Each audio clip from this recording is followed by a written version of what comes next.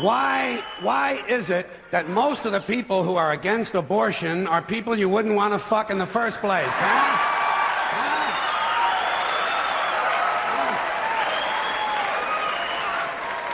Boy, these conservatives are really something, aren't they? They're all in favor of the unborn. They will do anything for the unborn. But once you're born, you're on your own.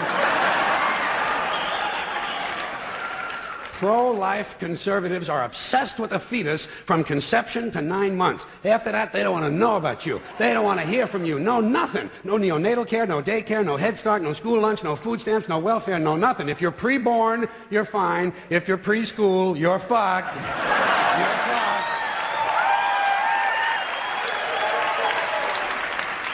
Conservatives don't give a shit about you until you reach military age. Then they think you are just fine, just what they've been looking for. Conservatives want live babies so they can raise them to be dead soldiers. Pro-life. Pro-life. These people aren't pro-life, they're killing doctors. What kind of pro-life is that? What, they'll do anything they can to save a fetus, but if it grows up to be a doctor, they just might have to kill it? They're not pro-life. You know what they are? They're anti-woman. Simple as it gets. Anti-woman. They don't like it. They don't like women. They believe a woman's primary role is to function as a broodmare for the state. Pro-life. You don't see many of these white anti-abortion women volunteering to have any black fetuses transplanted into their uteruses, do you? No, you don't see them adopting a whole lot of crack babies, do you? No, that might be something Christ would do. And you won't see a lot of these pro-life people dousing themselves in kerosene and lighting themselves on fire. You know, morally committed religious people in South Vietnam knew how to stage a goddamn demonstration, didn't they? Huh? They knew how to put on a fucking protest. Light yourself on fire! Come on, you moral crusaders, let's see a little smoke to match that fire in your belly. Here's another question I have. How come when it's us, it's an abortion, and when it's a chicken, it's an omelet?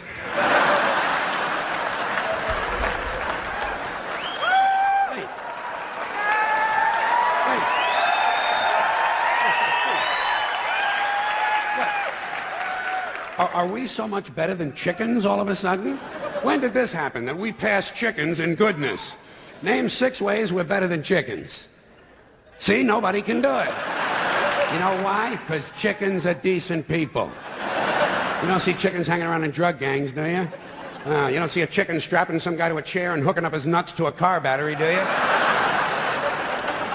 When's the last chicken you heard about came home from work and beat the shit out of his hen, huh? Doesn't happen, because chickens are decent people. Well, let's get back to this abortion shit. Now, is a fetus a human being? This seems to be the central question. Well, if a fetus is a human being, how come the census doesn't count them? If a fetus is a human being, how come when there's a miscarriage they don't have a funeral? If a fetus is a human being, how come people say we have 2 children and 1 on the way instead of saying we have 3 children?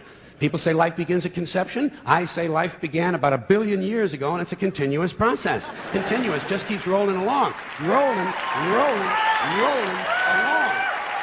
I say, you know something? Listen, you can go back further than that. What about the carbon atoms? Huh? Human life could not exist without carbon. So is it just possible that maybe we shouldn't be burning all this coal? Just looking for a little consistency here in these anti-abortion arguments. See, the really hardcore people will tell you life begins at fertilization. Fertilization when the sperm fertilizes the egg, which is usually a few moments after the man says, gee, honey, I was going to pull out, but the phone rang and it startled me.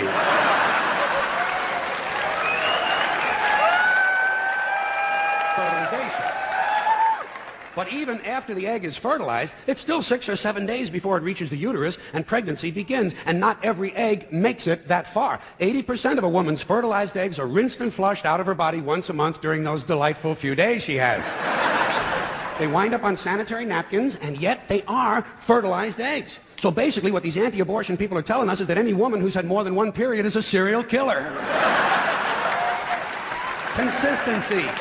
Consistency. Hey, if they really want to get serious, what about all the sperm that are wasted when the state executes a condemned man and one of these pro-life guys who's watching comes in his pants, huh? Here's a guy standing over there with his jockey shorts full of little Vinnies and Debbies, and nobody's saying a word to that guy. Not every ejaculation deserves a name.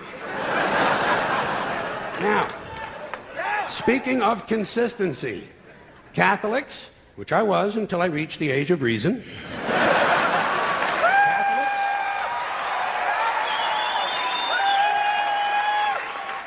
Catholics and other Christians are against abortions, and they're against homosexuals.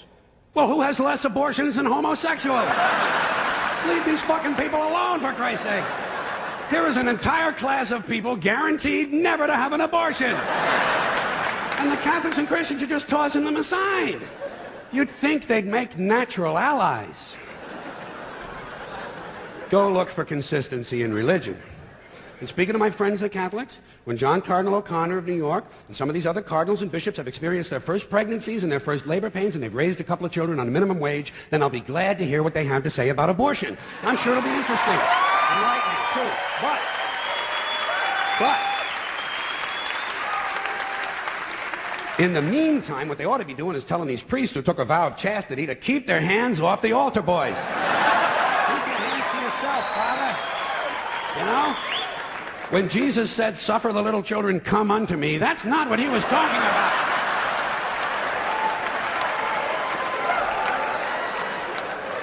So you know what I tell these anti-abortion people? I say, hey, if you think a fetus is more important than a woman, try getting a fetus to wash the shit stains out of your underwear.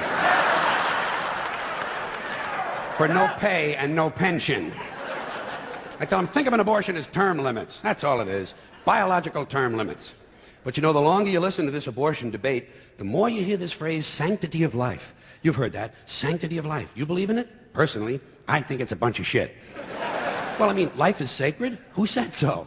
God? Hey, if you read history, you realize that God is one of the leading causes of death. Has been for thousands of years. Hindus, Muslims, Jews, Christians, all taking turns killing each other because God told them it was a good idea. The sword of God, the blood of the Lamb, vengeance is mine. Millions of dead motherfuckers. Millions of dead motherfuckers, all because they gave the wrong answer to the God question. You believe in God? No. Dead. You believe in God? Yes. You believe in my God? No. Dead. My God has a bigger dick than your God.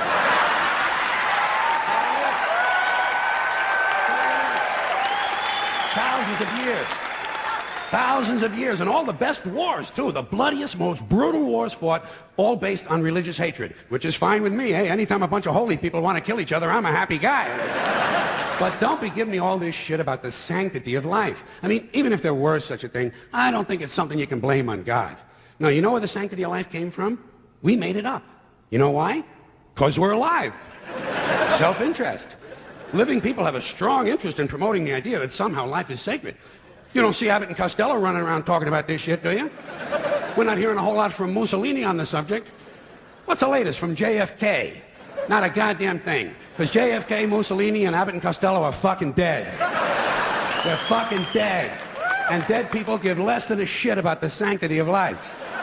Only living people care about it, so the whole thing grows out of a completely biased point of view.